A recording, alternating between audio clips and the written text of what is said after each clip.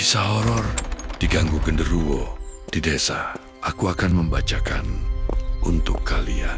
Selamat datang di channel Hore Hororcore. Ceritanya berawal ketika aku memutuskan pindah ke sebuah desa yang lumayan terpencil, sebut saja Desa Mawar, untuk mencari suasana baru dan ketenangan dari hiruk-pikuk kota. Lokasinya memang indah, banyak pohon besar, udaranya sejuk, tapi sayangnya, aku lupa kalau semakin asri sebuah tempat, semakin besar, juga kemungkinan ada penghuni. Lamanya yang tidak terlihat oleh mata biasa. Awal-awal, semua berjalan normal. Aku menikmati ketenangan itu, tidur nyenyak, dan berinteraksi baik dengan warga sekitar. Tapi memasuki bulan kedua, ada satu keanehan yang mulai muncul. Keanehan yang sangat mengganggu. Dimulai dari bau aneh yang muncul tiba-tiba di sekitar rumah. Awalnya, aku kira bau itu hanya sampah yang belum terangkut, atau mungkin ada hewan mati di sekitar pekarangan rumah. Tapi setelah aku cek berulang kali, tidak ada apapun. Baunya sangat spesifik, bau yang berat, manis, tapi sekaligus menjijikkan, seperti bau kembang yang sudah layu dicampur dengan aroma tanah, basah dan asap rokok kuno yang kuat. Bau ini seringkali hanya muncul di jam-jam tertentu, persis saat tengah malam, sekitar jam 1 hingga jam 3 pagi, dan selalu hilang dengan sendirinya menjelang subuh. Aku mencoba mengabaikannya, berpikir itu hanya imajinasiku saja atau mungkin memang ada pabrik aneh yang beroperasi malam hari di dekat sini. Padahal desaku ini jauh dari industri. Puncak kecurigaanku mulai membesar ketika bau itu tidak lagi sendirian. Di malam yang sunyi di tengah kegelapan total, aku mulai mendengar suara-suara aneh. Bukan suara jangkrik atau gonggongan anjing, melainkan suara berat, seperti derap langkah kaki yang sangat besar, menginjak tanah dengan bobot yang luar biasa. Persis di samping jendela kamarku. Jantungku langsung berdebar kencang, aku membeku di tempat tidur.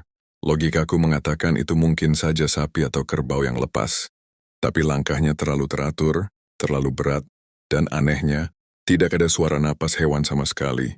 Hanya bunyi buk-buk-buk yang memekakan telinga. Setelah beberapa malam dihantui langkah kaki misterius itu, akhirnya aku memutuskan untuk nekat mengintip. Aku tahu ini bodoh. Tapi rasa penasaran dan takut yang bercampur aduk itu mendorongku. Dengan sangat hati-hati aku mendekat ke jendela yang tirainya tertutup rapat. Aku menahan napas, menarik sedikit tirai dan mengintip keluar.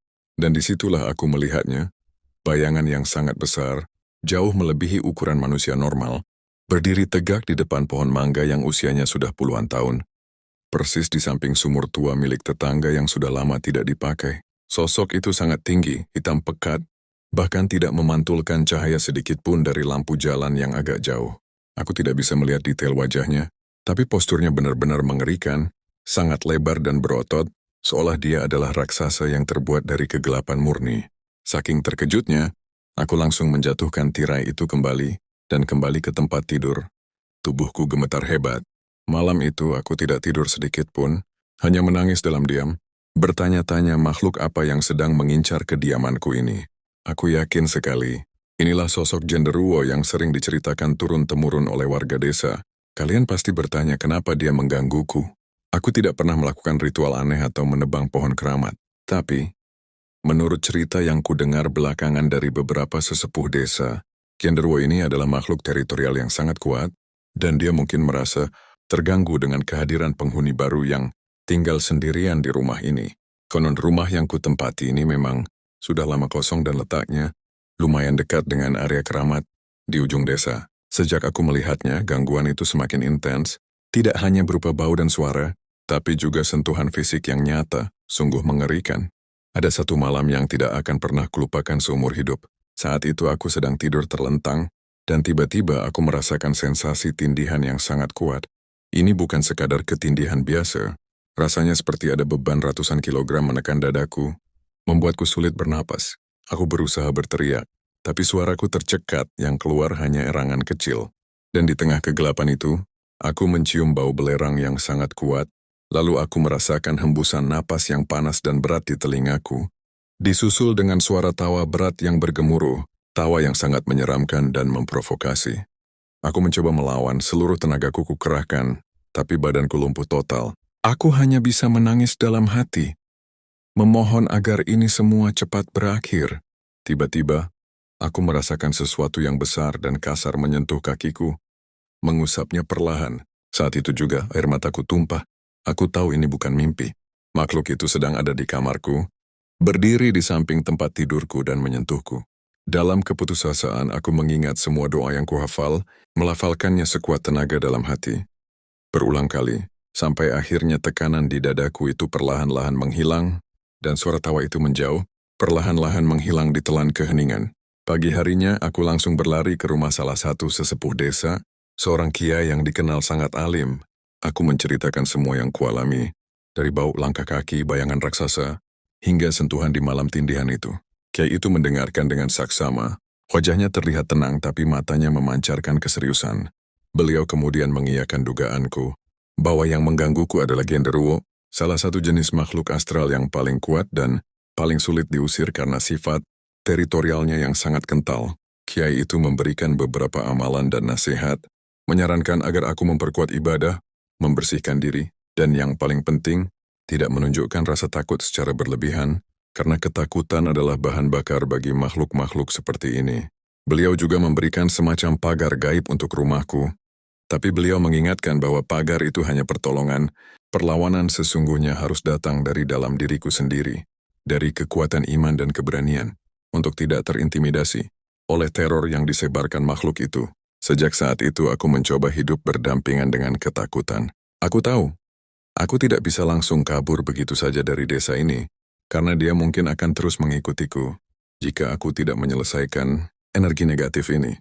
Gangguan itu memang tidak hilang sepenuhnya, bayangan hitam itu masih sering terlihat di kejauhan, dan bau itu sesekali masih muncul di malam hari.